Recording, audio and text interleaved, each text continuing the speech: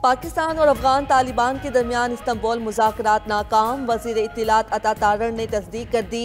कहा, पाकिस्तान और अफगान तालिबान बातचीत में काबिल अमल हल नहीं निकाला जा सका। तालिबान ने शवाहिद के बावजूद सरहद पार दहशतगर्दी रोकने की कोई जमानत न दी। पाकिस्तान दहशतगर्दों और उनके हामियों को ख़त्म करने के लिए कार्रवाइयाँ जारी रखेगा। पाकिस्तान ने बारहा अफगान तालिबान हुकूमत से मुसलसल सरहद पार दहशतगर्दी के हवाले से बातचीत की। अफगान फरीक बुनियादी मसले से इनहिराफ करता रहा, जिस पर बातचीत का अमल शुरू किया गया था। काबुल पर कब्जे के बाद सरहद पार से दहशतगर्दी में इजाफा हुआ। ईरानी सदर ने पाक अफगान मसले के हल में मदद की पेशकश करते हुए ईरानी टीवी के मुताबिक वज़ीर दाखिला मोहसिन नकवी के ईरान के सदर मसूद पेज़ेश्कियान से मुलाकात हुई, जिसमें पाकिस्तान और अफगानिस्तान की सूरत हाल से मुताल्लिक बातचीत की गई। ईरानी सदर ने कहा कि पाकिस्तान और अफगानिस्तान के दरमियान तनाज़ात के हल के लिए हर मुमकिन ताउन और मदद फराहम करने के लिए तैयार हैं। वज़ीर दाखिला मोहसिन नकवी एक रोज़ा दौरे पर तेहरान पहुंचे हैं। मोहसिन नकवी तेहरान में ईसीओ वज़राए दाखिला इजलास में शिरकत करेंगे।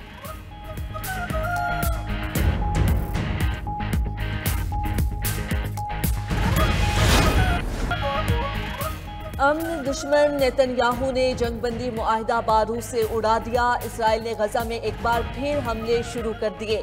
इसराइली हमलों में 9 फलस्तीनी शहीद, 15 जख्मी। नेतन्याहू ने हमास पर सीज फायर की खिलाफ वर्जी का इल्जाम लगाकर गजा पर हमले का हुक्म दिया। इसराइली फजाया ने गजा में 3 फजाई हमले किए।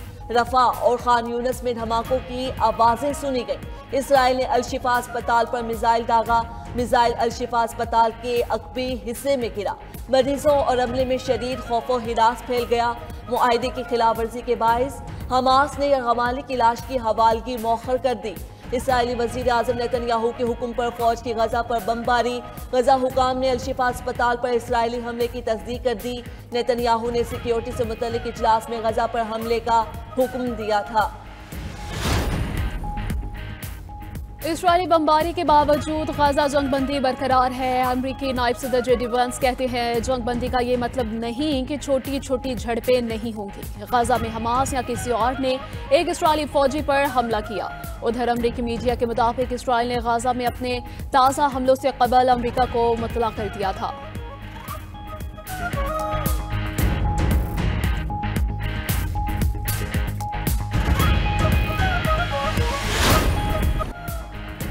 कुदरती आफात से पाकिस्तान को 130 अरब डॉलर का नुकसान हुआ।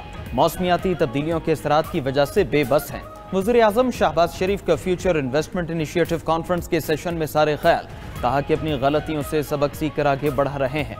मुसलसल कर्जों से मुल्क की मईशत कमजोर होती है। मुल्क की तरक्की के लिए इनकलाबी इक़दाम कर रहे हैं। पाकिस्तान कुदरती वसाइल से माला माल है।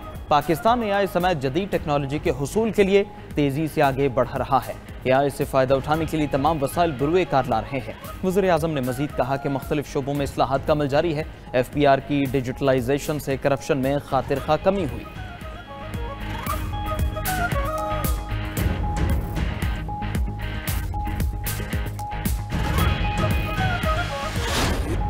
पाकिस्तान और सऊदी अरब का इक़्तिसादी ताउन का फ्रेमवर्क शुरू करने पर इत्तफाक। दोनों ममालिक का तिजारत और सरमायाकारी मजबूत बनाने के अज़्म का यादा। वज़ीर आज़म शहबाज शरीफ और सऊदी वली अहद मोहम्मद बिन सलमान की मुलाकात का एलामिया जारी।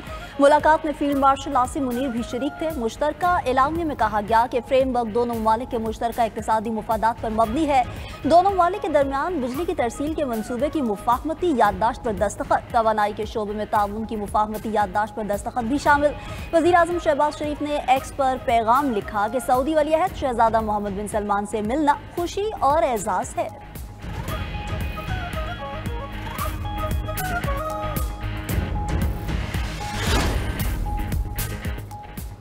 पाकिस्तान से मुज़ाकरात में अफगान तालिबान के मौक़िफ़ में बार बार तब्दीली। इस्तंबुल में पाकिस्तान और अफगान तालिबान के मुज़ाकरात का चौथा दौर। सालिसों की जानिब से अफगान तालिबान को ज़मीनी हक़ाइक़ पर आमादा करने की कोशिशें।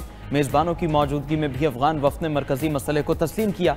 ज़राए के मुताबिक अफगान तालिबान ने मुतादिद बार पाकिस्तान के ख़ारिज और दहशतगर्दी के खिलाफ मुसद्दिक़ा और यकीनी कार्रवाई के मुतालबे से इत्तिफ़ाक़ किया। हर बार काबुल से मिलने वाली हिदायत के बायस अफगान तालिबान के वफ़द का मौक़िफ़ बदल गया। काबुल से मिलने वाले गैर मंतकी और नाजायज़ मशवरे बातचीत के बेनतीजा रहने के ज़िम्मेदार हैं।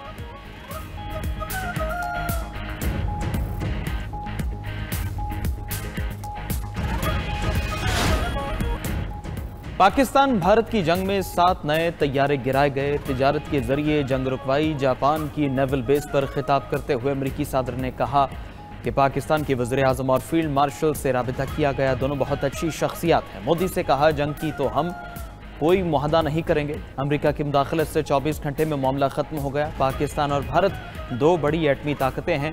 जंग होती तो पूरी दुनिया मुतासर हो सकती थी। ट्रंप ने तीसरी सदारती मुद्दत के लिए इंतखाबात में हिस्सा लेने की ख्वाहिश का इजहार कर दिया।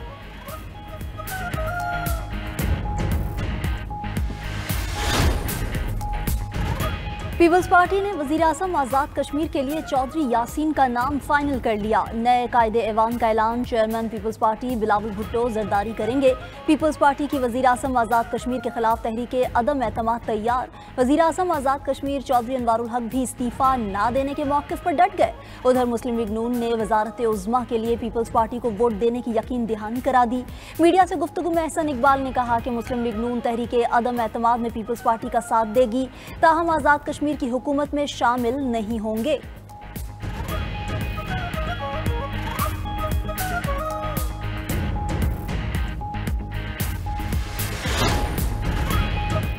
चौधरी अनवारुल हक तारीख के बदतरीन वज़ीर आज़म आज़ाद कश्मीर साबित हुए। चौधरी अनवारुल हक के होते हुए आज़ाद कश्मीर में बदअमनी बढ़ी।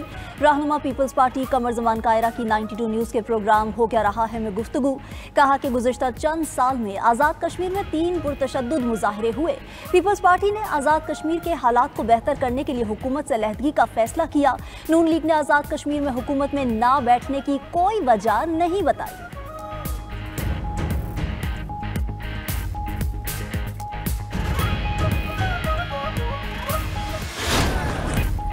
अफगान बाशिंदों को जगह किराए पर देने वालों के खिलाफ मुकदमा दर्ज करने का हुक्म। गैर कानूनी तौर पर मुकीम अफगान बाशिंदों की निशानदेही के लिए मसाजिद में ऐलान होंगे। वज़ीर आला मरियम नवाज की ज़ेर सदारत अमन अमान से मुतल्लिक 6ठा इजलास हुआ।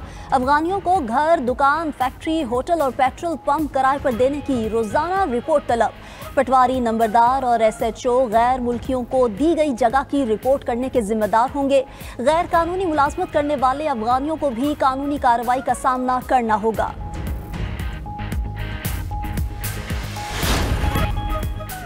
जस्टिस जहांगीरी डिग्री केस में इस्लामाबाद हाई कोर्ट का समाअत करने वाला बेंच टूट गया। जस्टिस खादिम हुसैन सुमरो ने बेंच में बैठने से माजरत कर ली। चीफ जस्टिस सरफराज डोगर और जस्टिस खादिम हुसैन सुमरो ने समाअत की। इस्लामाबाद बार की केस में फरीक बनने की मुतफर्रिक दरख्वास्त समाअत के लिए मुकर्रर थी। केस की समाअत बगैर कार्रवाई मुलतवी।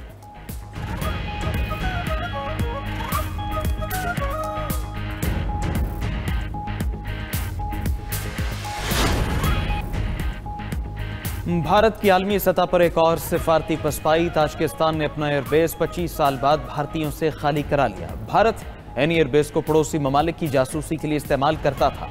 ताजिक एयरबेस भारत की स्ट्रेटेजिक रसाई का अहम हिस्सा समझा जाता था। एनी एयरबेस चीन की मगरबी सरहद सूबा सिंकियांग के करीब वाक़ है। एयरबेस पर भारत के जदीद लड़ाका तैयारों के स्क्वाड्रन तैनात थे।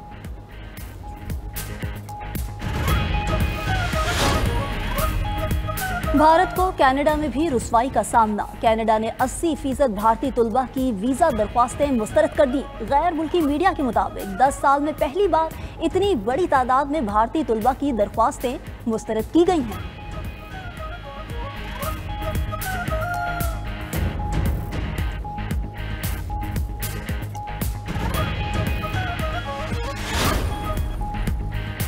अमरीकी सदर जापान में सफारती आदाब भूल गए। जापानी वजीर आजम के साथ गार्ड ऑफ ऑनर के दौरान अपनी मर्जी करते रहे। जहां रुकना था वहां ट्रंप चलते रहे और जहां चलना था वहां हाथ मिलाने के लिए रुक गए।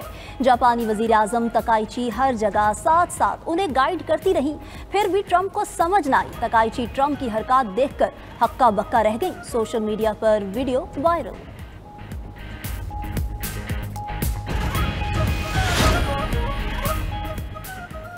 अमेरिका का मशरक़ी पैसिफिक में 4 जहाज़ों पर फ़ज़ाई हमला, 14 अफराद मारे गए। अमेरिकी हुकाम का कहना है जहाज़ों में मनशियात स्मगल करने की कोशिश की जा रही थी। मनशियात स्मगलर्स के साथ अलकायदा की तरह निपटा जाएगा। हम उनका पीछा करेंगे और फिर ख़त्म कर देंगे।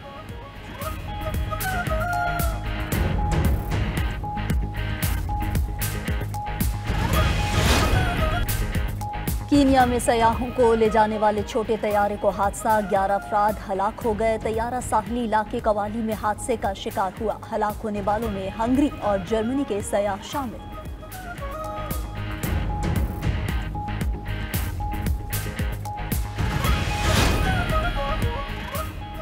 तुर्की में 6.1 शिद्दत के जल्जले ने दरो दीवार हिलाकर रख दी है। जल्जले के शदीद झटकों से इमारतें इधर उधर झूलती रहीं।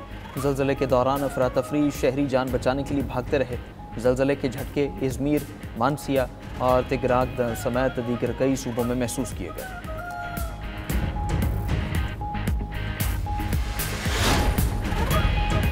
बरतानवी हुकूमत का महंगे पनाह गुजीन होटल बंद करने का फैसला। पनाह गुजीनों को फौजी मराकज़ में मुंतकिल किया जाएगा। 2 फौजी मराकज़ में 900 पनाह गुजीनों को रखा जाएगा। वज़ीर आज़म के स्टॉमर ने मुतल्लिका इदारों को मज़ीद फौजी मराकज़ की निशानदही करने की हिदायत कर दी।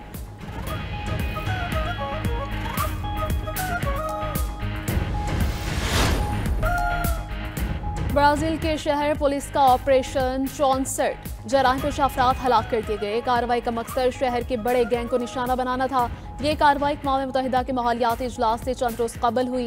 रियो के गवर्नर का कहना था कि कार्रवाई में 2500 सिक्योरिटी के एहलकार और 32 बख्तरबंद गाड़ियाँ शामिल थीं। अक़वाम मुत्तहिदा का माहौलियाती इजलास को 10 और 30 नवंबर से 21 नवंबर तक ब्राज़ील के शुमाली शहर बेलम में मुनक़िद होगा।